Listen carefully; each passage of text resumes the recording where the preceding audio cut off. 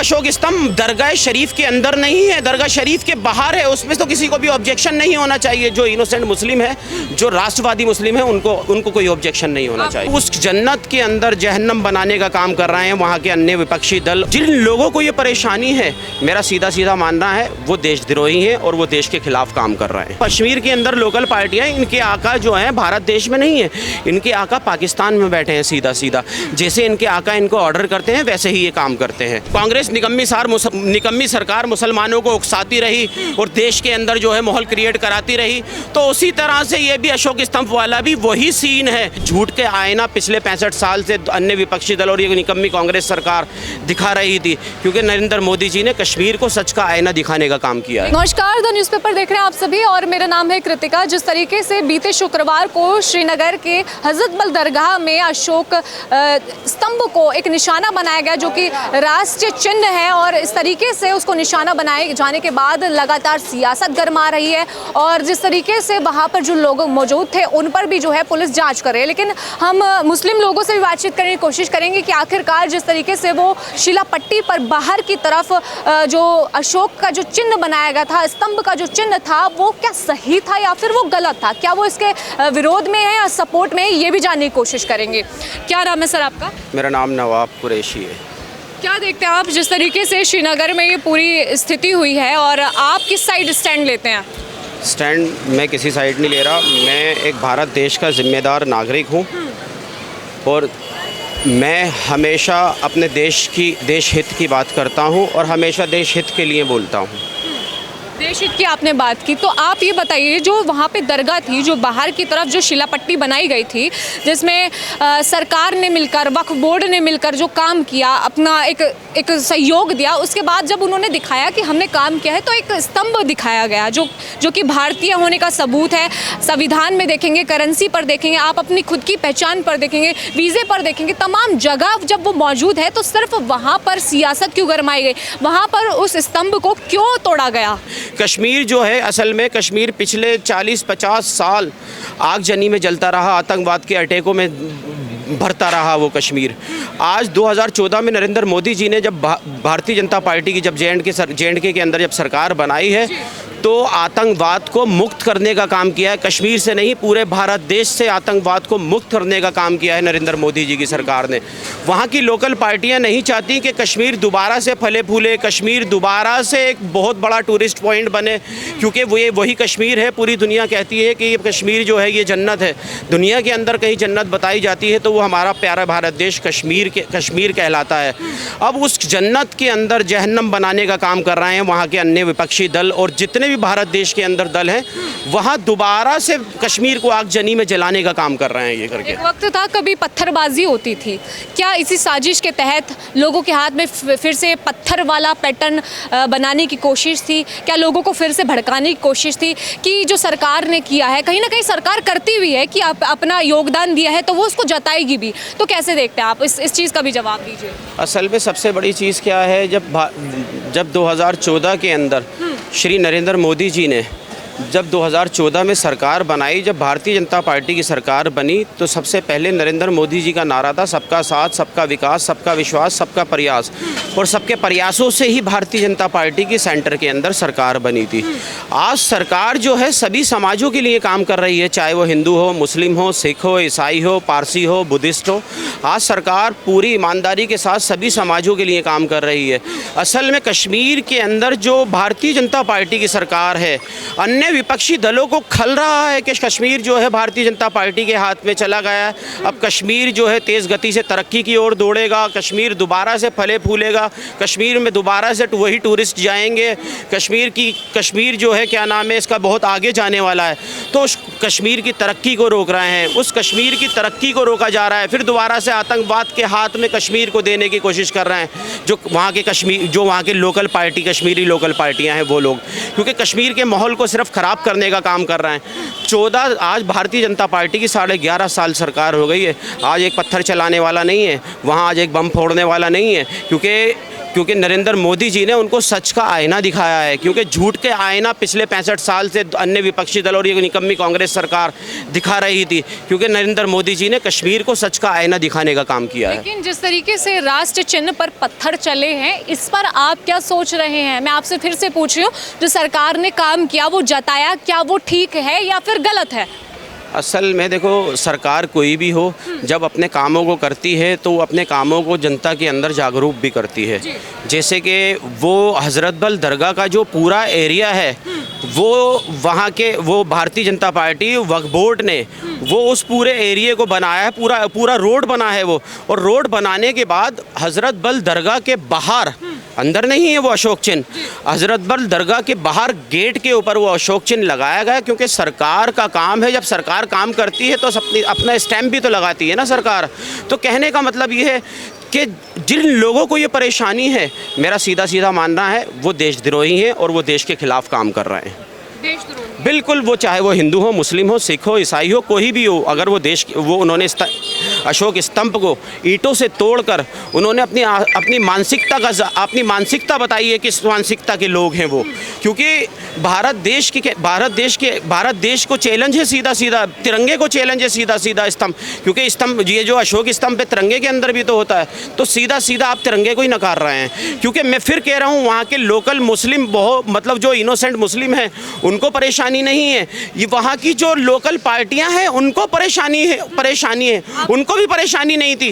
क्योंकि उस कश्मीर को, जो आज कश्मीर फल फूल रहा है, उस कश्मीर को फिर दोबारा से वहाँ की लोकल पार्टियां आगजनी में जलाने का काम कर रही हैं। तो ये जो पूरा हुआ है, कृत्य हुआ है, उसके बाद महबूबा मुफ्ती कहती हैं कि असल में जिम्मेदार वो लोग हैं जिन्होंने उस अशोक चिन्ह को बनाया। वो जिम्मेदार नहीं है, जिम्मेदार यही सारी लोकल पार्टियां हैं जो आज अशोक स्तंभ को तोड़ा गया है। क्योंकि ये भारत सरकार को तो हमेशा से ही पसंद नहीं करते, क्योंकि इनके तो हमेशा जितने भी ये कश्मीर के अंदर लोकल पार्टियां हैं, इनके आका जो हैं भारत देश में नहीं है, इनके आका पाकिस्तान में बैठे हैं सीधा सीधा।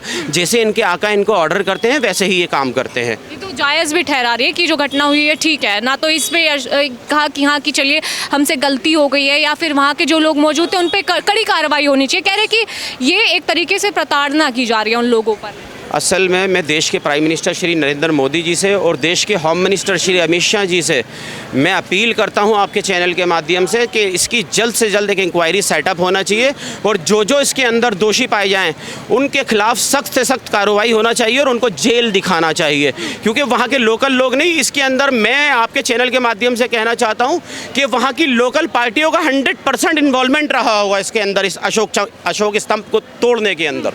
अच्छा, एक बात और आ रही है कि लोग समझ रहे हैं कि वो एक मूर्ति है, ठीक है, आप क्या समझते हैं? वो एक शिलापट्टी पर की हुई एक तरीके से चित्रकारी, मतलब एक तरीके से कहते हैं कि जब सरकार ने किया है वो एक चित्रकारी के तौर पर है, या फिर आप समझते हैं कि वो प्रॉपर मूर्ति है? देखो मेरी बात सुनिए, मैं अल्हम्दुलिल्लाह एक मुसलमान हूँ। अशोक स्तंभ जो है वो भी एक मूर्ति में आता है। मूर्ति हमारे अंदर वही नहीं है कि मूर्ति बनाकर रख दी जाए। फ़ोटो को भी हमारे यहाँ मूर्ति बोलते हैं, कोई भी फ़ोटो भी हो ना उसको भी मूर्ति बोलते हैं, क्योंकि हमारी शरीयत हमारा इस्लाम इजाज़त नहीं देता, क्योंकि मूर्ति पूजन हम नहीं करते। वो जो अब आ जाइए अशोक स्तंभ के ऊपर। युवाओं को जब हर क्षेत्र में आगे बढ़ने के समान अवसर मिलते हैं, उनकी प्रतिभा को सम्मान मिलता है, तो देश प्रगति पथ पर तेजी से आगे बढ़ चलता है। यशस्वी प्रधानमंत्री नरेंद्र मोदी जी के इसी विजन के अनुरूप युवाओं के स्वावलंबन को पंख लगे हैं। हमारा ये निरंतर प्रयास है कि हर युवा को उसकी रुचि के अनुसार, योग्यता के अनुसार नए अवसर मिले, सभी को आगे बढ़ने का उचित माध्यम मिले। यशस्वी प्रधानमंत्री जी की प्रेरणा से माननीय मुख्यमंत्री योगी आदित्यनाथ के प्रगतिशील नेतृत्व में उत्तर प्रदेश के युवाओं ने शिक्षा, चिकित्सा, शोध, विज्ञान और खेल सहित हर क्षेत्र में देश का मान बढ़ाया है। एक समय था जब प्रतिभावान युवाओं की कड़ी मेहनत पर भारी पड़ता था सरकारी नौकरियों में भ्रष्टाचार का खेल और भाई भतीजावाद, शीर्ष पर थी बेरोजगारी। समय बदला, माननीय मुख्यमंत्री जी के नेतृत्व में बदल गई युवाओं की तकदीर, प्रतिभा को सम्मान और युवाओं को मिली नई पहचान। मिशन रोजगार के तहत निष्पक्ष एवं पारदर्शी भर्ती प्रक्रिया से 8.5 लाख से अधिक युवाओं को सरकारी नौकरी मिलने से प्रदेश की प्रगति में होनहार युवाओं का योगदान सुनिश्चित हुआ है। डबल इंजन की ये सरकार युवाओं के रोजगार और उनकी नौकरी के लिए पूरी प्रतिबद्धता के साथ कार्य कर रही है।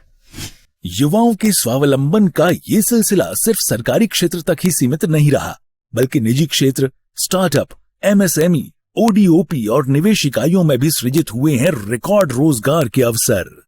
ये माननीय मुख्यमंत्री जी के प्रयासों का ही परिणाम है कि वर्ष 2016 में जो बेरोजगारी दर 19% से अधिक थी, उसमें रिकॉर्ड कमी आई है। तभी तो कहते हैं, करके दिखाए जो, डबल इंजन सरकार है वो। अशोक स्तंभ दरगाह शरीफ के अंदर नहीं है, दरगाह शरीफ के बाहर है। उसमें तो किसी को भी ऑब्जेक्शन नहीं होना चाहिए। जो इनोसेंट मुस्लिम है, जो राष्ट्रवादी मुस्लिम है, उनको कोई ऑब्जेक्शन नहीं होना चाहिए। मुझे भी कोई ऑब्जेक्शन नहीं है, क्योंकि वो अशोक स्तंभ मस्जिद के बाहर लगा है, उस दरगाह के बाहर लगा है, अंदर नहीं लगा है वो।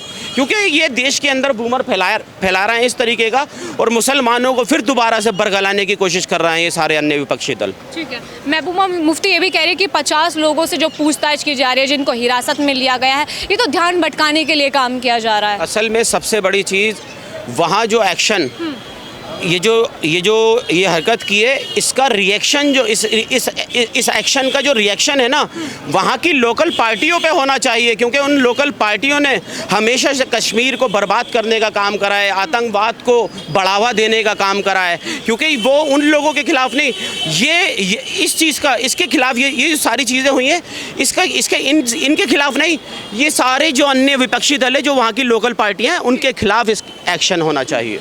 ठीक है, एक चीज़ और आ रही है निकल के, उनका कहना ये है कि कश्मीर को जो है इस तरीके से बनाने की कोशिश की गई कि जैसे आप म्यांमार का एग्जांपल ले लीजिए, श्रीलंका का एग्जांपल ले लीजिए, हाल ही में नेपाल का एग्जांपल ले लीजिए, क्योंकि जब वहाँ पर आवाज़ उठती है तो जब सरकार नहीं सुनती तो इसी तरीके से होता है, ये भी कहा है उन्होंने। असल में ये तो चाहते ही हैं। मैं कह रहा हूँ जो देश में जितने अन्य विपक्षी दल हैं, और खास तौर से क्या ये फिर श्रीलंका जैसा हाल करना चाहते हैं भारत का? असल में ये जितने भी अन्य विपक्षी दल हैं, मैं फिर कह रहा हूँ कि इस भारत देश के जो रहने वाले लोग हैं वो ऐसा कुछ नहीं चाहते। ये जितने अन्य विपक्षी दल हैं आज, क्योंकि इनको खल यूँ रहा है, क्योंकि आज 23 राज्यों के अंदर भारतीय जनता पार्टी की सरकार है। 14 आज 11 साल हो चुके हैं, सेंटर में भारतीय जनता पार्टी की सरकार है। हमारी 5-6 राज्यों के अंदर ही भारतीय जनता पार्टी की सरकार है। इसी देश की जनता ने नरेंद्र मोदी जी के और नरेंद्र मोदी जी की पूरी कैबिनेट के और सेंटर के कामों को देखा। जब सेंटर के कामों को देखा, नरेंद्र मोदी जी के कामों को देखा, तो अदर स्टेट के अंदर इसी भारत देश की जनता ने भारतीय जनता पार्टी की सरकारों को अदर स्टेटों में भी बनवाया। क्योंकि काम कर रही है भारतीय जनता पार्टी, देश को काम कर दिखा रही है। देश को कांग्रेस और अन्य विपक्षी दलों की तरह गुमराह नहीं कर रहे हैं, काम कर दिखा रहे हैं। काम के बल के ऊपर वोट मांग रहे हैं, काम के बल के ऊपर ही जीता जा रहा है। अच्छा, क्या कहना चाहेंगे जब यही अशोक स्तंभ के चिन्ह जब भारतीय करेंसी पर होते हैं, वीज़ा पर होते हैं, आधार कार्ड पर होते हैं, जो भी हमारी वेरिफिकेशन वाली आईडी होती है, उन सभी पर होते हैं, तब उनका विरोध क्यों नहीं किया जाता? असल में देखो मैम, मैं फिर कह रहा हूँ, मैं एक मुस्लिम हूँ। जो चीज़ सही होगी उसको सही कहूँगा, जो चीज़ गलत होगी उसको मैं गलत कहूँगा। क्योंकि जितनी भी आपने चीज़ें बताई ना, आधार कार्ड, पैन कार्ड, ये वो जितने भी डॉक्यूमेंट्स हैं हमारे, जो हमारे नेशनलिटीज़ के जो पेपर्स हैं हमारे, वो ओपन में नहीं रहते मैडम। वो कहीं ना कहीं छुपा कर रखा जाता है, उनको कहीं ना कहीं ढक कर रखा जाता है, उनके फ़ोटो, ताकि उनमें फ़ोटो ना दिखें उसके अंदर। क्योंकि हमारी शरीयत इजाज़त नहीं देती फ़ोटो ओपनली फ़ोटो घर में भी लगाने की, और मस्जिद का तो मतलब ही नहीं होता। और मैं फिर कह रहा हूँ कि फिर आपके चैनल के माध्यम से कह रहा हूँ, वो अशोक स्तंभ मस्जिद के अंदर या दरगाह के अंदर नहीं था, दरगाह के गेट के बाहर था, रोड के ऊपर था। तो उसमें तो किसी भी मुसलमान को परेशानी होना नहीं चाहिए, क्योंकि ये सब अन्य विपक्षी दल और लोकल पार्टियों का कराया धराया है सब कुछ। अगर मैं इन सब चीज़ों की बात भी ना करूँ, मान लीजिए कि वो बाहर है या अंदर है, उस चीज़ को थोड़ा साइड करते हुए अगर देखें कि हमारे देश की पहचान क्या है, हमारे देश की संस्कृति है, हम सब भारतीय हैं, तो हमें एक दूसरे की चीज़ों का सम्मान भी करना चाहिए। और ये सब चीज़ें बहुत पहले से चली आ रही है, कि आज से नहीं है कि अशोक स्तंभ आज से है कि नया है, तो इसका अचानक से विरोध करने लग रहे हैं। तो क्या कहना चाहिए? असल में अचानक से आप खुद ही आइडिया लगाओ ना, 65 साल से अशोक स्तंभ का जो है क्या नाम है, इसका विरोध नहीं हुआ। अभी इसी 2-4 दिन के अंदर अशोक स्तंभ का जो है क्या नाम है, इसका जो अशोक स्तंभ का जो है वो गलत तरीके से उसको कर रहे हैं, और उसको तोड़ा गया है अशोक स्तंभ को। तो ये सब प्री प्लान है और ये जितनी वहाँ की लोकल पार्टियाँ और अन्य विपक्षी दल, ये प्री प्लान है सारा जो अशोक स्तंभ को तोड़ा गया है। मैं फिर कह रहा हूँ कि वो जो लोकल मुस्लिम हैं उनकी गलती नहीं है, वहाँ की लोकल पार्टियों की गलती है। वहाँ की लोकल पार्टियों के खिलाफ एक्शन लेना चाहिए। पार्टियों पे ना ही जाऊं मैं, अगर पार्टियों और जो वहाँ लोग मौजूद थे जो तमाशा देख रहे थे, जो वीडियो बना रहे थे, मान लीजिए किसी फिल्म की जो एक्शन वाली शूटिंग चल रही है, इस तरीके से वीडियो क्लिप्स बना रहे थे, चाहे तो वो उसका विरोध भी कर सकते हैं। अगर उनको कोई चीज़ बुरी लग रही तो विरोध करना ठीक है, लेकिन अशोक चिन्ह को तोड़ना, एक तरीके से जुर्माना भी तो लगना चाहिए ना, कार्रवाई भी तो होनी चाहिए ना। अरे जुर्माना नहीं मैडम, जुर्माने से तो यही रह जाएंगे, पेनल्टी से तो यही रह जाएंगे। इनके खिलाफ सख्त से सख्त कार्रवाई होना चाहिए और इनको जेल भेजना चाहिए, क्योंकि ये हमारे, समझ लीजिए, ये जो राष्ट्रीय हमारा तिरंगा है उसके ऊपर भी तो स्तंभ होता है, उसके ऊपर भी तो ये क्या नाम है, अशोक स्तंभ होता है। होता है ऐसा कि देश के अंदर अभी अशोक स्तंभ को निशाना बना रहे, कभी राष्ट्र ध्वज को निशाना बना रहे, ऐसे कट्टरपंथी होते, क्या जवाब देंगे आप उनको? असल में देखो, मैं फिर कह रहा हूँ कि मुसलमान कट्टरपंथी नहीं होता,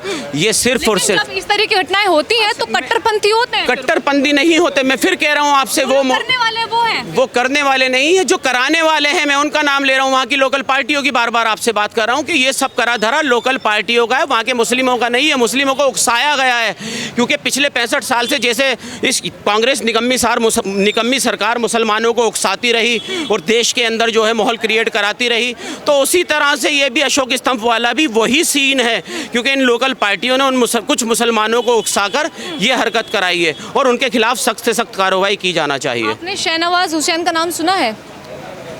बीजेपी के नेता हैं। बिल्कुल, उनका कहना ये है कि ये सब पूरा गलत है। अगर हम मस्जिद में भी करेंसी लेकर जा रहे हैं तब तो इसका विरोध नहीं होता, तो फाड़ दीजिए उन करेंसीज को। जिस वीज़ा से आप लोग हज करने जाते हैं तो फाड़ दीजिए उस वीज़ा को। तो क्या कहेंगे आप उनकी इस बात पर? देखो, शाहनवाज हुसैन जी हमारे मुस्लिम्स कम्युनिटी के एक बड़े लीडर हैं जी। और उन्होंने जो भी कुछ कहा है ये बिल्कुल ठीक कहा है। और दूसरी चीज़, फिर मैं ये बोल रहा हूँ आपको, मस्जिद के अंदर नहीं है वो, दरगाह के अंदर अशोक स्तंभ नहीं है, वो दरगाह के बाहर है अशोक स्तंभ जो तोड़ा गया है। वो जो तोड़ा गया है और जो जानबूझकर तुड़वाया गया है, वहाँ की जो कश्मीर की लोकल पार्टियाँ हैं उन लोगों ने इस अशोक स्तंभ को तुड़वाया है।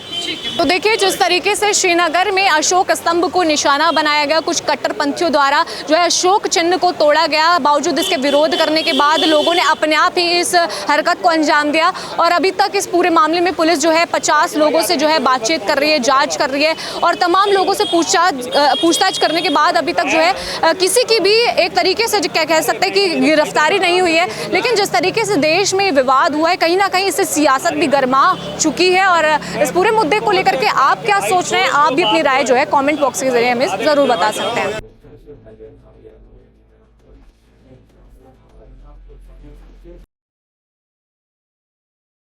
यह तस्वीर है नए भारत के नए उत्तर प्रदेश की, जो यशस्वी प्रधानमंत्री नरेंद्र मोदी जी के विजन डिजिटल इंडिया के अनुरूप बन रहा है वर्ल्ड क्लास एआई हब।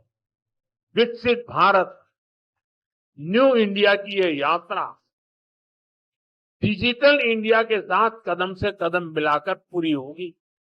शिक्षा, चिकित्सा, कृषि और सुरक्षा जैसे क्षेत्रों में आर्टिफिशियल इंटेलिजेंस का समावेश कर नागरिक सेवाओं और सुविधाओं को मिल रही है नई दिशा। जन कल्याणकारी योजनाओं में पारदर्शिता, उत्पादकता और प्रशासनिक दक्षता को नए आयाम दे रहा है एआई का उपयोग। माननीय मुख्यमंत्री योगी आदित्यनाथ जी के यशस्वी नेतृत्व में कानून व्यवस्था और महिला सुरक्षा में एआई का समावेश निभा रहा है महत्वपूर्ण भूमिका। 17 नगर निगमों और गौतम बुद्ध नगर में एआई सक्षम CCTV, facial recognition, number plate tracking और एसओएस अलर्ट सिस्टम जैसी सुविधाओं ने सुगम यातायात में निभाई है उपयोगी भूमिका। चिकित्सा, रिसर्च और हेल्थ डेटा एनालिटिक्स में एआई और मशीन लर्निंग का उपयोग दे रहा है बेहतर नतीजे। 500 कॉलेजों में मुफ्त एआई कोर्सेज किए जा रहे हैं संचालित। यूपी एग्रीज प्रोजेक्ट के तहत एआई आधारित स्मार्ट सिंचाई, ड्रोन मैपिंग, कीट पहचान और डिजिटल मार्केट एक्सेस जैसी तकनीकों से जोड़े गए हैं 10 लाख अन्नदाता।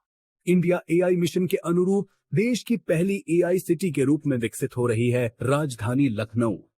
एक एआई सिटी के रूप में भी लखनऊ को आगे बढ़ाने का कार्य डबल इंजन की सरकार कर रही है।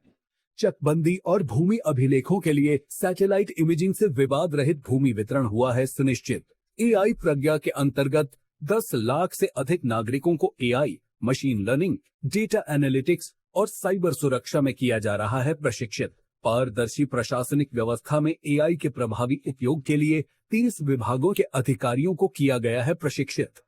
नए उत्तर प्रदेश में एआई आधारित डीबीटी प्रणाली ने फ्रॉड डिटेक्शन और डेटा एनालिटिक्स को दिए हैं नए आयाम, तो वहीं एआई आधारित प्रश्न बैंक ने निष्पक्ष और पारदर्शी पुलिस भर्ती से युवाओं के हौसलों को दी है नई उड़ान। क्राउड मैनेजमेंट एआई के उपयोग ने सुरक्षा व्यवस्था को दी है नई पहचान। तभी तो कहते हैं काम दमदार, डबल इंजन सरकार।